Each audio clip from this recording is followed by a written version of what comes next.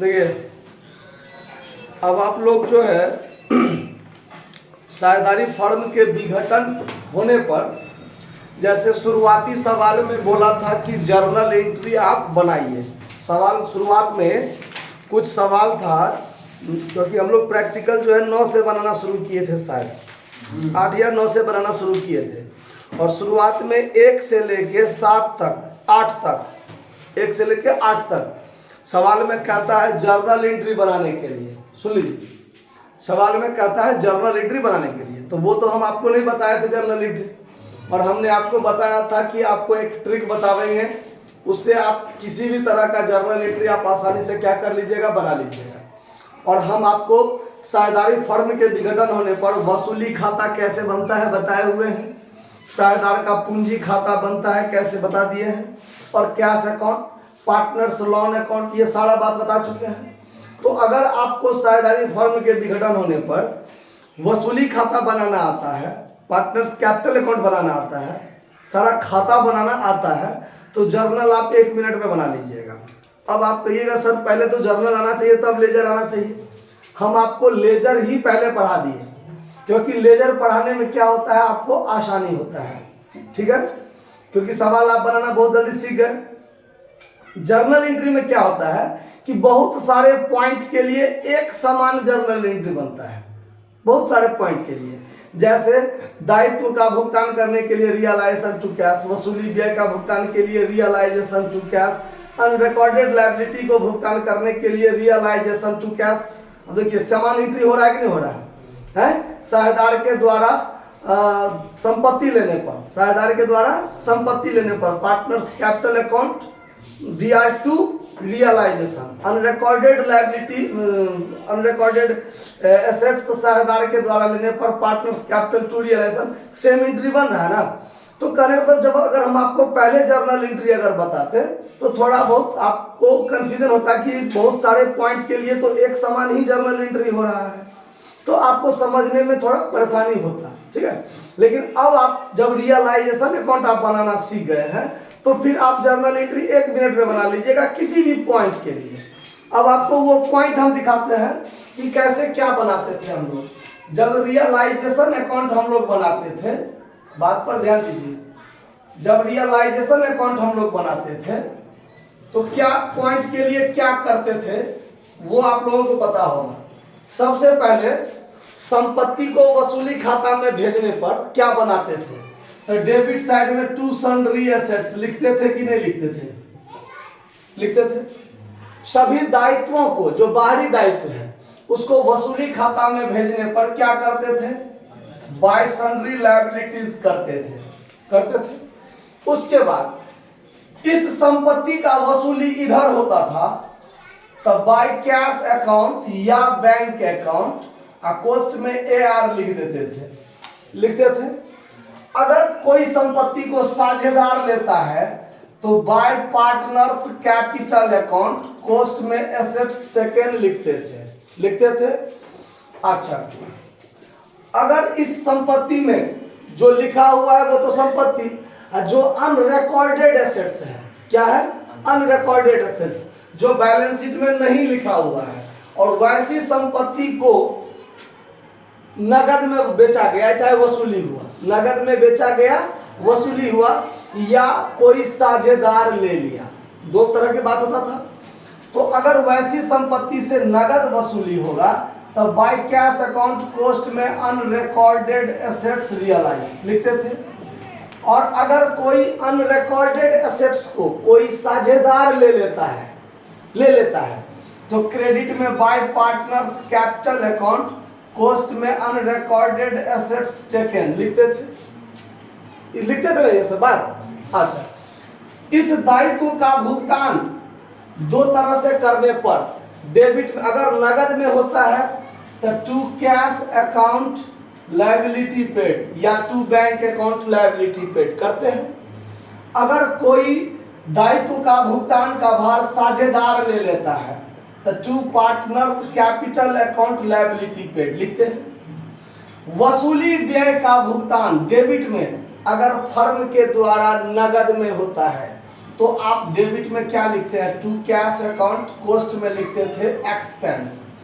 अगर वसूली व्यय का भुगतान का भार साझेदार लेता है तो to partners capital account, cost में एक्सपेंस पेड लिखते हैं कि नहीं लिखते हैं। यहां जो दायित्व लिखा है वो अच्छी बात है, वैसी दायित्व जिसका बैलेंस शीट में कोई जिक्र नहीं है और वैसे दायित्व से को नगद में भुगतान करना पड़ता है तो टू कैश अकाउंट, कोस्ट में अनरिकॉर्डेड लायबिलिटी पेड लिखते हैं। अगर कोई साझेदार अनरिकॉर्डेड लायबिलिटी को भुगतान करने का भार लेता है तो to partners capital account, unrecorded liability paid लिखते हैं। ये सब बात लिखते हैं, पता है ना। चलिए, जब इतना बात हो जाता है, अब इससे ज्यादा बात तो नहीं होता है रियलाइजेशन अकाउंट में, नहीं होता है। अच्छा, अब देखिए, अब अंत में हम लोग क्या करते हैं, इसको जोड़ घटाव करते हैं। जोड़ घटाव करते हैं, अगर क्रेडिट बड़ा होता है तो डेबिट में to partners capital account profit करते हैं ना, प्रॉफिट। और अगर डेबिट साइड बड़ा हो जाता है तो क्रेडिट साइड में by partners capital account loss लिखते हैं कि नहीं लिखते हैं, और साझेदार आपस में बांट लेता है, इसमें तो कोई दिक्कत नहीं है। चलिए, अब एक बात पर ध्यान दीजिए, पंखा को बंद कर दीजिए, पर्दा हिलता है तो दिक्कत होता है, इसलिए कि वो बोर्ड चमकने लगता है। ठीक है, देखिए अब आगे क्या करेंगे, गर्मी लगता है तो हम भी जानते हैं, हमको भी लगता है, लेकिन क्या करेंगे, मजबूरी। देखिए, अब यहां पर जब हम बनाएंगे क्या, जर्नल एंट्री। अब इसी पॉइंट से इतना बनाना हम लोग को आता है, ये लेजर हो गया, लेकिन हमको जर्नल बनाना नहीं आता है, क्योंकि अभी तक हम लोग नहीं सीखे हैं इसका, नहीं पॉइंट पर ध्यान दिया है, लेकिन ये बनाना तो आता है। अब ये बनाना जब आता है तो जर्नल आप चुटकी में किसी भी पॉइंट के लिए बना सकते हैं। ठीक है, देखिए क्या बनेगा, ये रियलाइजेशन अकाउंट है, ये डीआर साइड है और ये सीआर साइड है। क्लियर है बात। जिस किसी भी पॉइंट के लिए ये डीआर साइड में जो सब बात आया है, बात पर ध्यान दीजिए, ये सब डीआर साइड में है ना, ये सब डीआर साइड में है। किसके डीआर साइड में है, ये पॉइंट विभिन्न संपत्ति को वसूली खाता के डेबिट में भेजते हैं, लायबिलिटी का भुगतान डेबिट में करते हैं, दायित्व का भुगतान यदि साझेदार भार लेता है तो डेबिट में करते हैं, to cash account expense debit में करते हैं, एक्सपेंस का भुगतान का भार साझेदार लेता है तो डेबिट में करते हैं, अनरिकॉर्डेड लायबिलिटी का भुगतान डेबिट में होता है, अनरिकॉर्डेड लायबिलिटी अगर साझेदार भुगतान करता है तो डेबिट में, और प्रॉफिट होता है तो डेबिट में। ये किस खाता के डेबिट में हुआ है, सब रियलाइजेशन अकाउंट के डेबिट में हुआ है ना। तो रियलाइजेशन अकाउंट के डेबिट में जिस बातों का चर्चा किया गया है, इस बातों के लिए जब हम जर्नल एंट्री बनाएंगे तो रियलाइजेशन अकाउंट को डीआर करेंगे। क्यों, तो देखिए, तो जिस खाता के डेबिट में है, जिस खाता के डेबिट में है, उस खाता को डेबिट करना है। रियलाइजेशन के डेबिट में है तो रियलाइजेशन को डेबिट करना है। और इसमें तो देखिए टू ऑलरेडी पहले से लगले है ना, लगा हुआ है ना। अब इस बात का जब हम जर्नल एंट्री बनावेंगे तो देखिए, अब पॉइंट बनेगा कि संपत्ति को वसूली खाता में भेजने पर, संपत्ति को वसूली खाता में भेजने पर क्या बनाएंगे, या हस्तांतरण करने पर क्या बनाएंगे आप जर्नल एंट्री। तो रियलाइजेशन के डेबिट में टू सन्ड्री एसेट्स है, तो जब वसूली खाता में भेजते हैं तो डेबिट में भेजते हैं ना, तो वसूली खाता के डेबिट में टू सन्ड्री एसेट्स है, एंट्री बनाना है रियलाइजेशन अकाउंट को डीआर, और टू में ही लगले है, तो एंट्री क्या हो जाएगा, realisation account DR to sundry assets account, narration लिख देंगे, being sundry assets transfer to realisation account. Clear हो गया बात, कोई दिक्कत। अच्छा, अब यहां पर कौन सा पॉइंट आ रहा है? दायित्व का भुगतान करने पर। साझेदार नहीं न कर रहा है, फर्म के द्वारा नगद में होता है। अब देखिए दूसरा पॉइंट, फर्म के द्वारा दायित्व का भुगतान करने पर, दायित्व का भुगतान करने पर क्या बनाइएगा आप एंट्री? रियलाइजेशन के डेबिट में टू कैश है तो एंट्री क्या बनाइएगा? Realisation account DR to cash account being liability paid for cash बना सकते हैं। फिर अगर दायित्व भार लेगा साझेदार के द्वारा दायित्व का भुगतान करने पर, देखिए तीसरा पॉइंट, साझेदार के द्वारा दायित्व का भुगतान करने पर। अब साझेदार दायित्व का भुगतान जो करेगा तो रियलाइजेशन के डेबिट में to partners capital account liability paid करते हैं ना, तो रियलाइजेशन अकाउंट को DR कर दीजिए, टू पार्टनर्स कैपिटल अकाउंट बन रहा है ना बात। Realisation account DR to partners, shortcut में लिख देते हैं पार्टनर्स कैपिटल अकाउंट, नरेशन लिखेंगे being liability paid by partner. अब A करेगा तो टू A कैपिटल, B करेगा तो टू B कैपिटल, C करेगा तो टू C कैपिटल, सबका नाम थोड़ी ना होगा यहाँ पे। आ रहा है बात समझ में? कोई दिक्कत? जो साझेदार करेगा उसका नाम होगा। रियलाइजेशन अकाउंट या टू पार्टनर्स कैपिटल तो फॉर्म हो गया, फॉर्मूला हो गया एक तरह से। A करेगा तो टू A कैपिटल, B करेगा तो टू B कैपिटल। अब देखिए जर्नल से लेजर पोस्टिंग होता है ना, जर्नल से लेजर पोस्टिंग हम लोग कैसे करते थे 11वीं में। रियलाइजेशन अकाउंट है DR में तो लिखेंगे, DR में क्या लिखेंगे? टू सन्ड्री एसेट्स लिखा गया है कि नहीं है? रियलाइजेशन अकाउंट है DR में तो लिखेंगे, DR में लिखेंगे टू कैश अकाउंट। हो रहा है कि नहीं हो रहा है? कोई दिक्कत? रियलाइजेशन अकाउंट है DR में तो लिखेंगे, DR में लिखेंगे टू पार्टनर्स कैपिटल अकाउंट। तो अब आप किसी भी पॉइंट के लिए जब आपको जर्नल पूछेगा, जैसे यहां है वसूली व्यय का भुगतान, तो आप एंट्री क्या बनाइएगा? Realisation account DR to cash account, narration बनाइएगा being realisation expense paid for cash. हो गया। वसूली व्यय का भुगतान साझेदार के द्वारा करने पर, तो realisation account DR to partners capital account being realisation expense paid by partner. अब यहां A करेगा तो टू A कैपिटल, B करेगा तो टू B कैपिटल, C करेगा टू C कैपिटल, कोई करेगा टू फला कैपिटल। हो जाएगा बात। यहां पर अनरिकॉर्डेड लायबिलिटी का भुगतान करने पर, अनरिकॉर्डेड लायबिलिटी का भुगतान करने पर, तो realisation account DR to cash account कीजिएगा, कोस्ट में being unrecorded liability paid for cash, नगद में।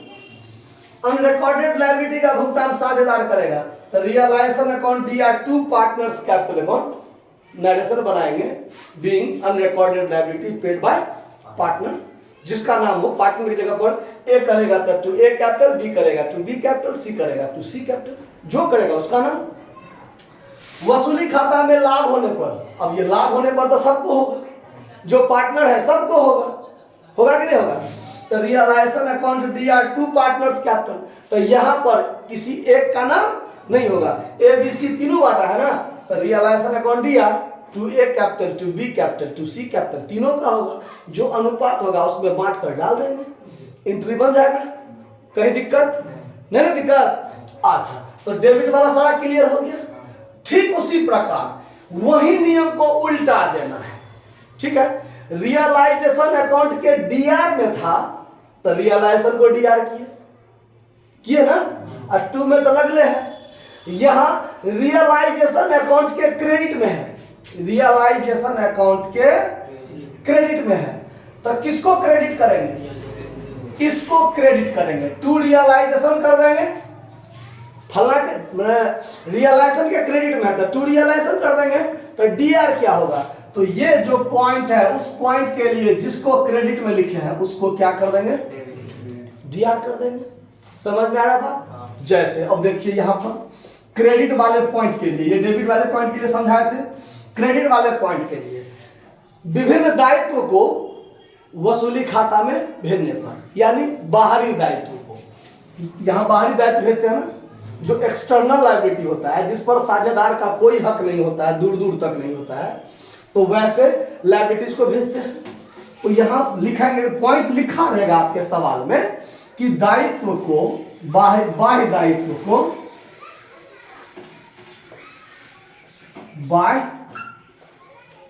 दायित्व को वसूली खाता में भेजने पर, वसूली खाता में भेजने पर या हस्तांतरण करने पर, तो क्या एंट्री बनाइएगा? तो सन्ड्री लायबिलिटीज है क्रेडिट में, तो क्रेडिट तक करना है रियलाइजेशन अकाउंट को, तो डेबिट करना है इसको। तो लिखेंगे क्या? Sundry liabilities account DR, sundry liabilities account DR. 2 में क्या लिखेंगे? रियलाइजेशन अकाउंट, नरेशन लिख देंगे। Being external liabilities transfer to realisation account, बात खत्म। आया बात समझ में? इन क्रेडिट साइड ऐसा भी आप बात तो बढ़ा सकते हैं। नरेशन तो आप अपने मन से ऐसा लिखिए कि सामने वाले को पता लग जाए कि वो क्या आपने क्या किया है ना। चलिए दूसरा पॉइंट क्या है? संपत्ति का वसूली करने पर, ये वही पॉइंट है ना, संपत्ति का वसूली होने पर नगद में, किसमें? नगद में। तो कैश अकाउंट है क्रेडिट में, तो लिखेंगे कैश अकाउंट दिया, कैश अकाउंट। पहले पॉइंट लिख लीजिए, संपत्ति से वसूली होने पर ऐसा आपको लिखा रहेगा कि फलना संपत्ति डेटर से 5000 वसूल हुआ, ऐसा लिखा रहेगा एंट्री बनाते समय। डेटर से 5000 वसूल हुआ, तो 5000 वसूल हुआ तो रियलाइजेशन के क्रेडिट में बाय कैश अकाउंट लिखते हैं। डेटर का कहीं चर्चा करते हैं? नहीं करते हैं। वो तो आप नोट्स में दे देते हैं ना कि डेटर से इतना वसूल हुआ, लेकिन डेटर का पॉइंट पर तो कोई जिक्र नहीं होता है। तो यहां पर हो जाता है आपको entry cash account DR to realisation account, being assets realised for cash. जो संपत्ति होगा, जितना वसूली होगा, लिख देंगे अमाउंट, बात खत्म। अब वैसे ही जितना पॉइंट है, तो इस सब पॉइंट के लिए डेबिट करेंगे इसको और 2 करेंगे रियलाइजेशन अकाउंट को। अब ये पॉइंट क्या कहता है कि पार्टनर्स कैपिटल अकाउंट क्रेडिट में होता है एसेट्स टेकन के संबंध में। अब पॉइंट आपको दिया रहेगा कि मशीन को साझेदार ए ने इतना में ले लिया, तो आप क्रेडिट में बाय एज कैपिटल अकाउंट लिखिएगा ना, कॉस्ट में लिखिएगा मशीन टेकन, अमाउंट दीजिएगा। तो रियलाइजेशन के क्रेडिट में एज कैपिटल, तो एंट्री क्या बन जाएगा? As capital account DR to realisation account. बनेगा कि नहीं बनेगा? तो यहां तो हम समझाने के लिए पार्टनर्स कैपिटल दिए हैं।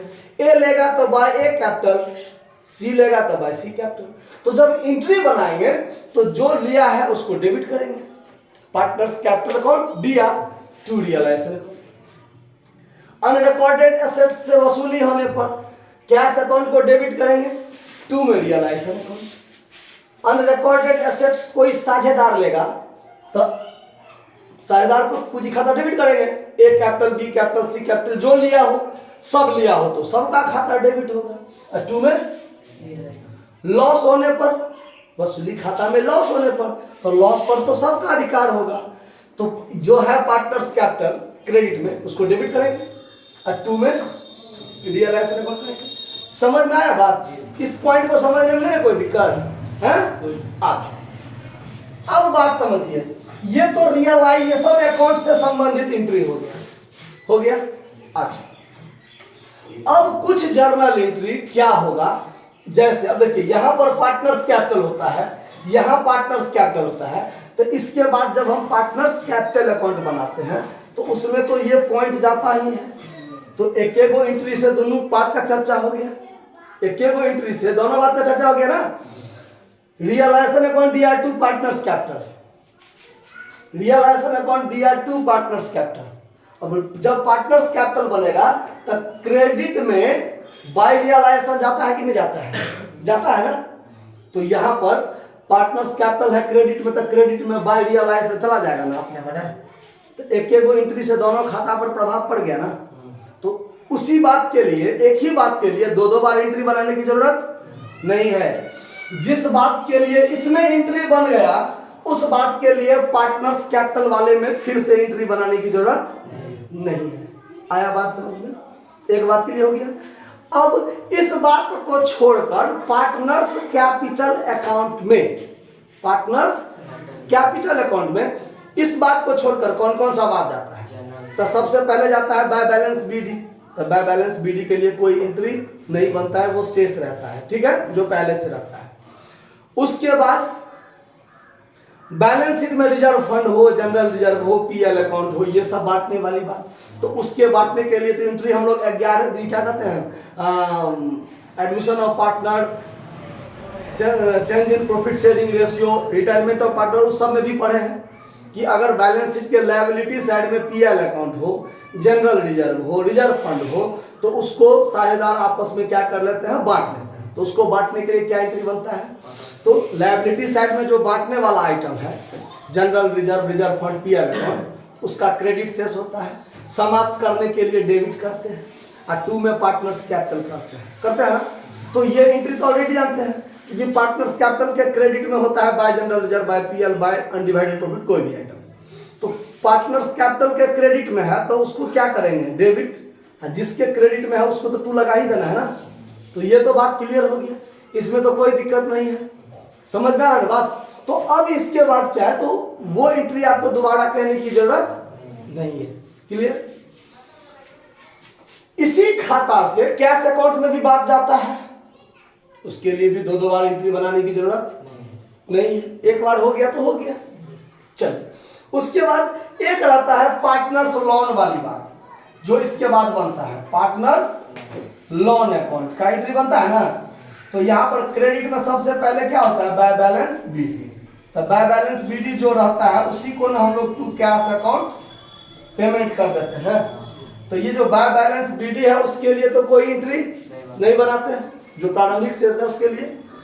पार्टनर्स कैपिटल के डेबिट में टू कैश किए, साझेदार के ऋण को भुगतान करने के लिए पार्टनर्स लोन अकाउंट को डेबिट करेंगे, डेबिट में तो टू कैश ही है। तो जिस खाता के डेबिट में टू कैश है, इस पॉइंट के लिए इसी को डेबिट करना है ना। तब इसके लिए क्या, यानी साझेदार के ऋण को भुगतान करने पर, साझेदारी फर्म के विघटन होने पर साझेदार ने अगर कोई ऋण दिया है उसको भुगतान करने के लिए अगर कहेगा दिया हुआ है जर्नल एंट्री बनाइए, तो पार्टनर्स लोन अकाउंट अलग से खाता खुलता है। तो पार्टनर्स लोन अकाउंट के डेबिट में टू कैश, तो पार्टनर्स लोन अकाउंट को डीआर कर दीजिए, यहां तक टू कैश लिख ले, समझ रहा बात। तो अब इस पॉइंट के लिए, किसी भी पॉइंट के लिए जर्नल एंट्री अब आपको रटने की जरूरत नहीं पड़ेगा। बात दिमाग में आ गया कि रियलाइजेशन अकाउंट में कहा जाता है, ये तो पता है, उसके आधार पर आप कोई भी जर्नल एंट्री बना सकते हैं। क्या कहीं दिक्कत तो नहीं हुआ होगा बात को समझने में, नहीं ना। चलिए, तो अब इसके बाद इस वीडियो को यहीं बंद कर देते हैं, ठीक है। इसके बाद अब जर्नल एंट्री जो हम लोग बनाएंगे उसके लिए अलग देख लेते हैं, ठीक है, इसको नोट कर लीजिए।